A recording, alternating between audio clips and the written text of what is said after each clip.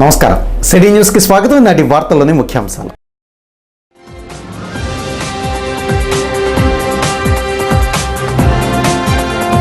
ఏడవ రోజుకు చేరిన ఎంఆర్పీఎస్ వ్యవస్థాపక అధ్యక్షులు మందా కృష్ణ రథయాత్ర. వృద్ధులకు వితంతువులకు 2,000 రూపాయల పెన్షన్ ఇవ్వాలని డిమాండ్.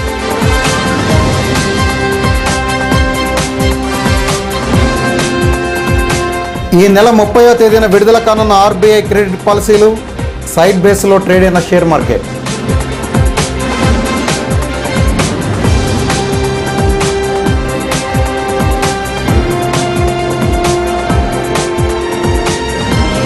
తమ డిమాండ్స్ పరిష్కరించాలంటూ పెన్ డౌన్ నిర్వహిస్తున్న ట్రెజరీ ఉద్యోగస్తులు.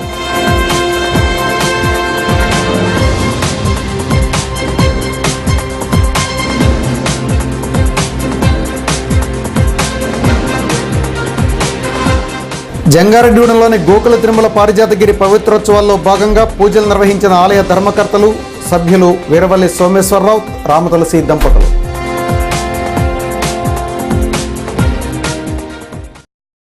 కడప ఎంపీ వైఎస్ జగన్ సోదరి షర్మిల బోట్లతో దర్గాలోకి వెళ్లి ప్రార్థనలు చేయడంపై జంగారెడ్డిగూడెం పట్టణ తెలుగుదేశం పార్టీ అధ్యక్షులు షేక్ ముస్తఫా ఆవేదన వ్యక్తం చేశారు. పాదయాత్రలో భాగంగా బక్రీద్ పండుగ రోజు ధర్మవరం నియోజకవర్గంలోని బడన్నపల్లి ఈద్గా వద్ద ప్రార్థనలు చేయడానికి వచ్చిన షర్మిల తీరుపై ముస్తఫా అసహనం వ్యక్తం చేశారు. అల్లాకు క్షమాపణ చెప్పాలని డిమాండ్ చేశారు. ఈ కార్యక్రమంలో టీడీపీ పార్టీ సీనియర్ నాయకులు నంబూరి రామచంద్రరాజు, మద్దిపాటి నాగేశ్వరరావు, తుడికుంట రాము, పిడి శేఖర్, షేక్ జానీ, షేక్ యాకూబ్, షేక్ బాబా, ఎండి షబ్బీర్, బషీరుద్దీన్, నజీర్, గౌస్, జానీ, ఎండి రఫీ తదితరులు పాల్గొన్నారు. ధర్మవరం నియోజకవర్గంలో వైఎస్ రాజశేఖర రెడ్డి కుమార్తె వైఎస్ జగన్ సోదరి పాదయాత్ర చేస్తూ ముస్లింలకి ఎంతో పవిత్రమైన బక్రీద్ పండుగ రోజున ఈద్గాలోకి ఆవిడ బూట్లతోటి ప్రవేశించి అక్కడ బూట్లతోనే ప్రార్థన చేయటం జరిగింది. మరి ముస్లింలందరికీ ఈద్గా అంటే చాలా పవిత్రమైంది. మసీదులో సంవత్సరం అంతా ప్రార్థనలు చేస్తే బక్రీదు, రంజాన్ లాంటి పండుగ పర్వదినాలని ఈద్గాలో చేస్తాం. మరిటువంటి ఈద్గాలోకి కనీస సంస్కారం లేని ఈవిడి బూట్లు ధరించి ప్రార్థనలకి అక్కడికి వెళ్ళటం చాలా సిగ్గుచేటైన విషయం. ఇది మొత్తం ముస్లింలందరినీ అవమానించడంగా మేము భావిస్తున్నాం. దీనికి బేషరతుగా వెంటనే షర్మిలా గారు ముస్లింలకి క్షమాపణ చెప్పవలసిందిగా, భవిష్యత్తులో ఇటువంటి తప్పుడు పని మళ్ళా చేయనని చెప్పేసి ఆ అల్లా ముందు చెంపలేసుకోవాల్సిందిగా డిమాండ్ చేస్తున్నాం. మరి ముస్లిం మతం మీద వీళ్ళకి ఏమాత్రం కూడా గౌరవం లేదు, అభిమానం లేదని చెప్పేసి తెలియజేయడానికి ఈ ఉదాహరణ చాలని చెప్పేసి తెలియజేస్తూ, మరి ఇక్కడ జంగారంలో బక్రీద్ పండుగ సందర్భంగా కూడా ఇక్కడ వైఎస్ఆర్సీపీ మైనార్టీ నాయకులు ఈద్గాలో ఏదో ప్రత్యేక ప్రార్థనలు చేశామని చెప్పేసి మేమంతా కలిసి మామూలుగా బక్రీద్ రోజున పండగ చేసుకుంటే దాన్ని వక్రీకరించి మరి షర్మిల పాదయాత్ర విజయవంతం అవ్వాలని చెప్పేసి ఏదో ప్రత్యేక ప్రార్థన చేసినట్టుగా ఒక పత్రికలో ఫోటో వేసుకుని మ్యాటర్లు ఇచ్చారు. అది కూడా వాళ్ళకి సిగ్గు శరం లేకుండా అందరూ కలిసి ప్రార్థన చేస్తే వాళ్ళు ఏదో సపరేట్గా ప్రార్థన చేసినట్టుగా పత్రికలు ఇచ్చుకుంటున్నారు. ఇక్కడ పత్రికలకు ఏ రకంగా వీళ్ళు ఇస్తున్నారు, అక్కడ వాళ్ళు ఆవిడ బూట్లు వేసుకుని ఈద్గాలోకి వెళ్ళడం జరుగుతుంది. మరి తప్పుడు వేషాలు మానుకొని సక్రమైన దారిలో ప్రయాణం చేయవలసిందిగా కోరుతున్నాం. నుంచి వాళ్ళ తప్పులు సరిదిద్దుకోవాల్సిందిగా తెలుగుదేశం పార్టీ తరఫున డిమాండ్ చేస్తున్నాం. ఈ నెల 25వ తేదీ నుంచి ట్రెజరీ ఉద్యోగస్తులు నిర్వహిస్తున్న పెన్ డౌన్ కార్యక్రమం సోమవారం సైతం కొనసాగింది. నల్ల బ్యాడ్జీలు ధరించిన ఉద్యోగస్తులు విధులను నిలిపివేశారు. డిటిఏ అక్రమ బదిలీని వెంటనే ఉపసంహరించాలని, ఉద్యోగులకు, పెన్షనర్లకు హెల్త్ కార్డులు ట్రెజరీ శాఖ ద్వారా వెంటనే ఇవ్వాలని, ట్రెజరీ శాఖలో అదనపు పోస్టులను వెంటనే మంజూరు చేయాలని తదితర డిమాండ్లను ప్రభుత్వం ముందు ఉంచినా స్పందించకపోవడంపై ఉద్యోగస్తులు పెన్ డౌన్కు సిద్ధమయ్యారు. న్యాయమైన తమ డిమాండ్స్ను పరిష్కరించేంత వరకు విధులు నిర్వహించేది లేదని జంగారెడ్డిగూడెం ఉప ఖజానా అధికారి ఇన్ఛార్జి బండి గణపతి సిటీ న్యూస్తో అన్నారు.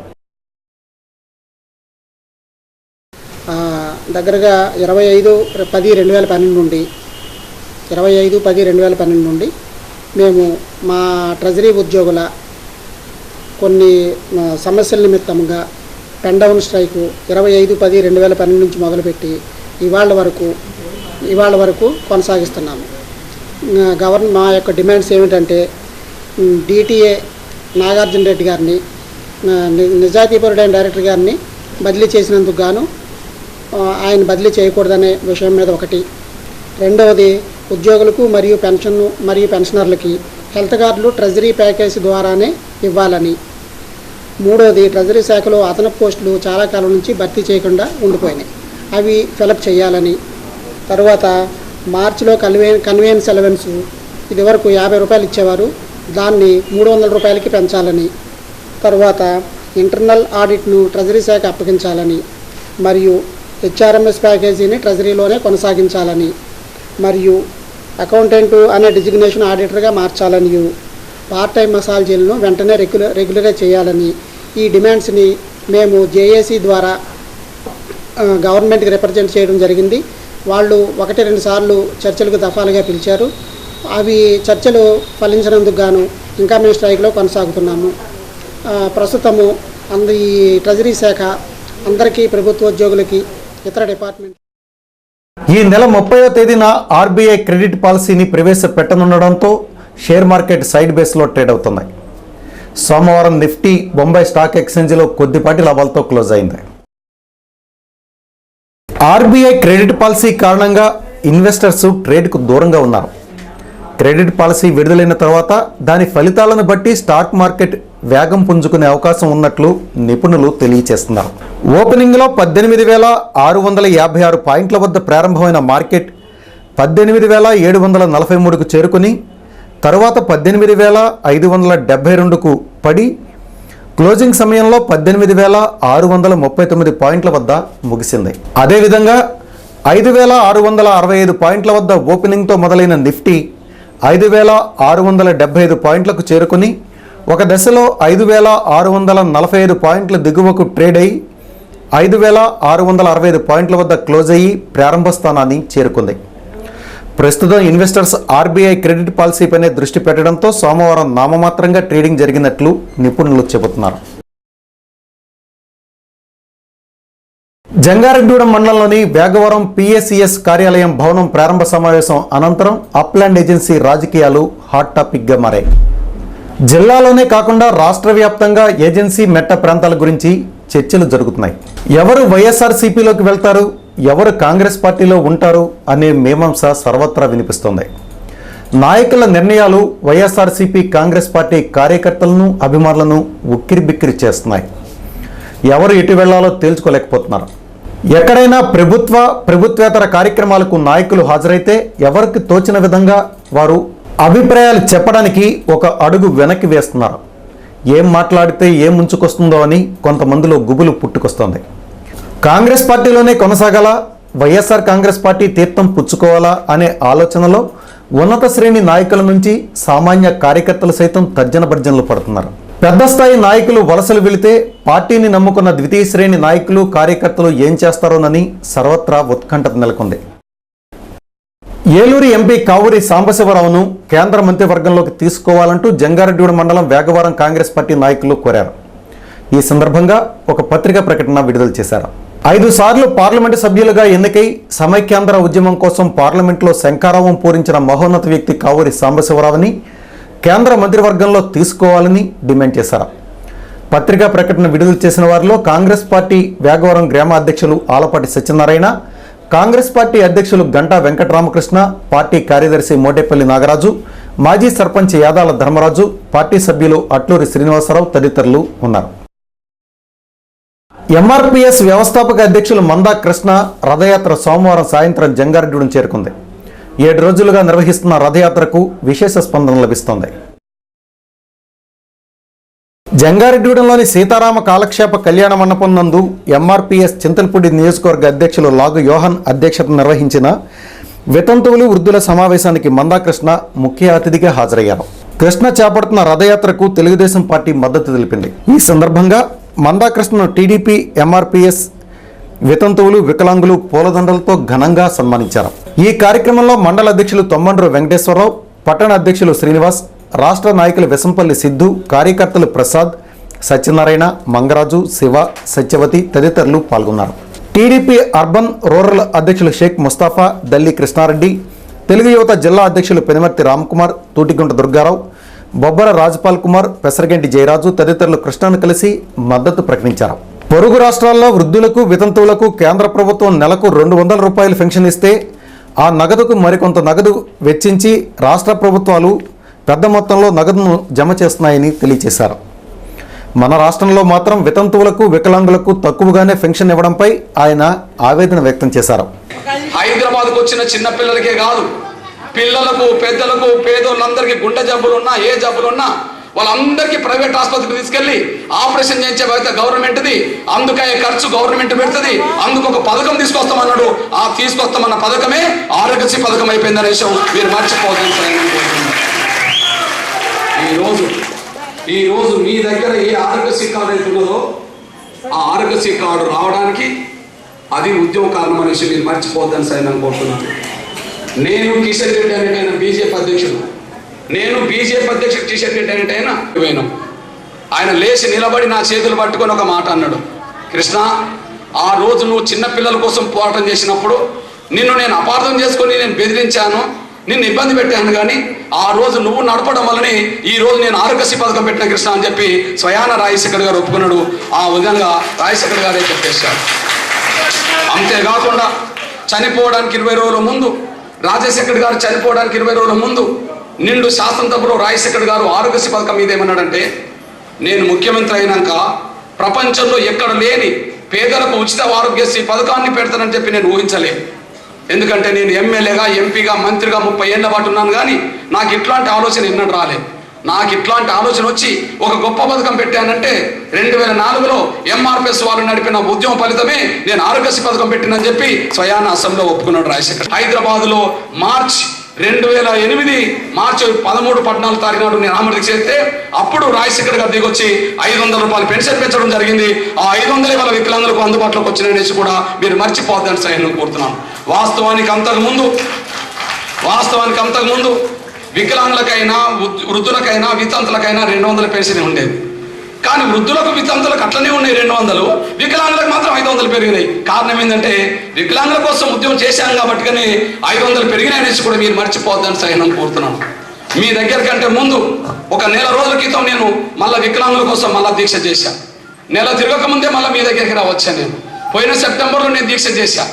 సెప్టెంబర్ 11, 12, 13, 14 మళ్ళీ వికలాంగుల కోసం దీక్ష చేస్తే 14వ తారీఖు నాడు పోలీసు వాళ్ళు నన్ను అరెస్ట్ చేసి హాస్పిటల్ తీసుకెళ్ళి పడేశారు. కానీ కిరణ్ కుమార్ రెడ్డికి భయం అనిపించింది. ఇప్పుడు మనం తీసేసి అరెస్ట్ చేస్తే వికలాంగుల ప్రభుత్వమే వ్యతిరేకత అని చెప్పి కిరణ్ కుమార్ రెడ్డి గారు అదే సెప్టెంబర్ 14 తారీఖు నాడు మహబూబ్నగర్లో 100 మంది మీటింగ్ వికలాంగులు పెట్టుకొని అక్కడనే వికలాంగుల కోసం 600 కోట్ల రూపాయల ప్రత్యేక బడ్జెట్ వికలాంగుల కోసం కేటాయించిండు రాజశేఖర్ కిరణ్ కుమార్ రెడ్డి అనేసి కూడా మీరు మర్చిపోవద్దని సార్ నేను కోరుతున్నాను. ప్రజలారా, నేను ఎందుకంటే వికలాంగులు అనబడుతున్న వాళ్ళు ఒక కులం కాదు. అన్ని కులాల్లో వికలాంగులు ఉన్నారు, అన్ని మతాల్లో వికలాంగులు ఉన్నారు, అన్ని వర్గాల్లో ఉన్నారు. ఇప్పుడు నేను చెప్పింది గుండె జబ్బుతో బాధపడుతున్న పిల్లలు లేదా గుండె జబ్బుతో బాధపడుతున్న వాళ్ళందరూ అన్ని కులాల్లో ఉన్నారు. వాళ్ళందరి కోసం ఉద్యమం చేశాం. వికలాంగులు అనబడుతున్న వాళ్ళు అన్ని కులాల్లో ఉన్నారు, వాళ్ళందరి కోసం ఉద్యమం చేశాం. అయితే ఇప్పుడు మళ్ళీ ఎందుకు వచ్చాను? నేను మళ్ళీ ఒక వృద్ధుల కోసం చేయాలి, భర్తను కోల్పోయిన వితంతుల కోసం చేయాలని చెప్పి నాకు ఆలోచన రావడానికి దారితీసింది. నాకు ఆలోచన రావడానికి దారి తీయడానికి ఏ పత్రిక ప్రకటనలు అవుతున్నాయో ఆ పత్రిక ప్రకటనలు ఒక్కొక్కటి మీ ముందు నేను చూపెడతాను. అదేవిధంగా Bapuji senior citizens welfare association సభ్యులు సైతం వృద్ధాప్య పెన్షన్ 200 రూపాయల నుంచి 1000 రూపాయల మేర పెంచేందుకు కృషి చేస్తున్న కృష్ణ రథయాత్రపై హర్షం వ్యక్తం చేసి కృష్ణకు వింతపత్రం అందజేశారు. ఈ సందర్భంగా తెలుగుదేశం పార్టీ నాయకులు మందాకృష్ణ సేవలపై హర్షం వ్యక్తం చేశారు. మన కృష్ణమాది గారు మానవత్వంలో మనిషిగా వికలాంగులు అనేక రకాలుగా ఇబ్బంది పడుతూ ఉన్నారు. ఆర్థికంగా, రాజకీయంగా, ఉపాధి పరంగా నష్టపోతున్నారని వారి మనసును సరించి మరి వికలాంగుల కోసం పోరాడుతున్నందుకు మరి వారిని గౌరవ అంబేద్కర్ గా మేము సందర్భంగా అభినందిస్తున్నాము. అంతేకాకుండా మరి వీళ్ళు ఇచ్చే 200 రూపాయలు, 500 రూపాయలు ఏ రకంగా సరిపోతుందని అడుగుతా ఉన్నా. మరి కృష్ణమాది గారు 1000 రూపాయలు ఆయన దీక్ష చేస్తే మరి ఈ ప్రభుత్వం అరెస్ట్ చేయడం సమంజసమా అడుగుతా ఉన్నా. అంతేకాకుండా మరి ముఖ్యంగా కృష్ణమాది గారు 2 నిమిషాలు చెప్తే మానేస్తా. మరి కృష్ణమాది గారు ఎంఆర్పిఎస్ అధ్యక్షులు. వారు గత మాదిగ ప్లస్ ఉపకులాల సందర్భంగా ఏబీసీల వర్గీకరణ చేయాలని మరి 1935 నుంచి పోరాడుతున్నప్పటికీ కూడా 40 సంవత్సరాలు 70 సంవత్సరాలు పోరాడుతున్నప్పటికీ కూడా 1990 సంవత్సరంలో వారు మన మాదిగలు అన్ని రకాలుగా అభివృద్ధి చెందాలి, కేవలం ఒక సామాజిక వర్గానికి మరి యొక్క రిజర్వేషన్ పథకాలు పోతున్నాయని మాదిగ ప్లస్ ఉపకులాల సందర్భంగా మరి చాలా అద్భుతమైన పోరాటాలు చేశారు.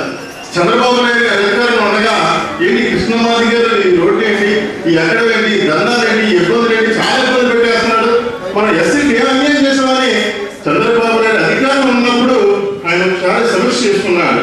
సమీక్ష చేసుకుని మరి ఆనాడు జస్టిస్ పొన్నయ్య కమిషన్ వేశారు.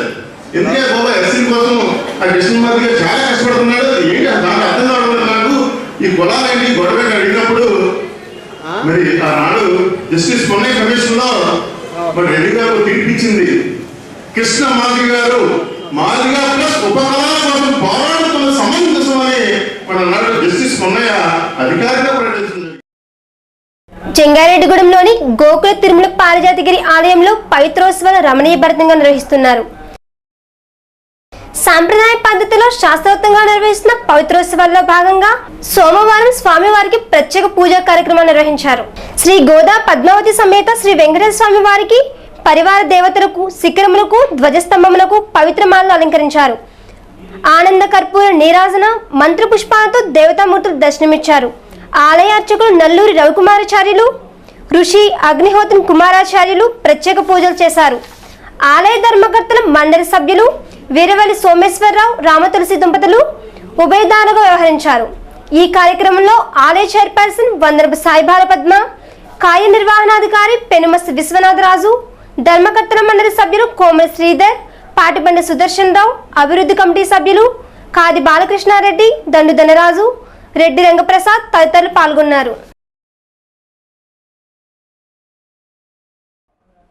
దసరా సెలవులు ముగియడంతో ప్రభుత్వ విద్యాలయాలు సోమవారం తెరుచుకున్నాయి. యథావిధిగా విద్యార్థులు ప్రభుత్వ విద్యాలయాలకు తరలివెళ్లారు. సెలవులు ముగించుకుని విద్యార్థులు స్కూల్స్ కు హాజరు కావడంతో విద్యాలయాలు సరస్వతి పుత్రులతో కలకల్లాడుతున్నాయి. నిన్న మొన్నటి దాకా ఆటపాటలతో దసరా సంబరాల్లో బిజీగా గడిపిన విద్యార్థులు సోమవారం పుస్తకాలు పెట్టి విద్యాలయాలకు తరలివెళ్లారు. రాష్ట్ర వ్యాప్తంగా ట్రెజరీ సేవలు నిలిచిపోవడంపై తమ జీతాలు ఆలస్యం అవుతున్నట్లు ఉపాధ్యాయ సంఘాల నాయకులు శ్యాంబాబు అసహనం వ్యక్తం చేశారు. ట్రెజరీ ఉద్యోగులు సమస్యలు పరిష్కరించి సకాలంలో తమకు జీతాలు అందేలా చేయాలని శ్యాంబాబు కోరారు. 25వ తారీఖు నుంచి రాష్ట్ర ట్రెజరీ ఉద్యోగులు చేస్తున్న సమ్మె చాలా న్యాయమైన సమ్మె. వాళ్ళ డిమాండ్లన్నీ చాలా న్యాయమైనవి. ట్రెజరీ ఉద్యోగులు సమ్మె చేయటం వల్ల ఉద్యోగులు, పెన్షనర్స్ అంతా కూడా ఈ నెల జీతాలకు చాలా ఇబ్బంది పడతారు. పైగా డిమాండ్స్ అన్నీ న్యాయమైనవి కాబట్టి ప్రభుత్వం సత్వరమే స్పందించి వాళ్ళ కోరికలను తీర్చి ఈ ఉద్యోగుల మీద ఈ జీతాలు ఇబ్బంది పడకుండా చూడవలసిందిగా మేము ఉపాధ్యాయ సంఘాల తరపున, ఉద్యోగ సంఘాల తరపున కోరుతున్నాము. వారు చేస్తున్న ఈ పెండౌన్ కార్యక్రమానికి ఉపాధ్యాయ సంఘాలుగా మేము సంపూర్ణ మద్దతు తెలియజేస్తూ ఉన్నాం. ఈ నెల 30వ తేదీన జంగారెడ్డిగూడెం జిల్లా పరిషత్ ఉన్నత ప్రభుత్వ పాఠశాల నందు పైకా ఆట పోటీ నిర్వహించనున్నట్లు ఎంపీడీఓ మేడేపల్లి రాజు తెలియజేశారు. ఈ పోటీలకు మండలంలోని గ్రామ పంచాయతీ పైకా పోటీల్లో ఎంపిక కాబడిన క్రీడాకారులు హాజరు కావాల్సిందిగా ఆయన చెప్పారు. ఉదయం 9 గంటలకు పోటీలు ప్రారంభం కానున్నట్లు ఆయన తెలిపారు.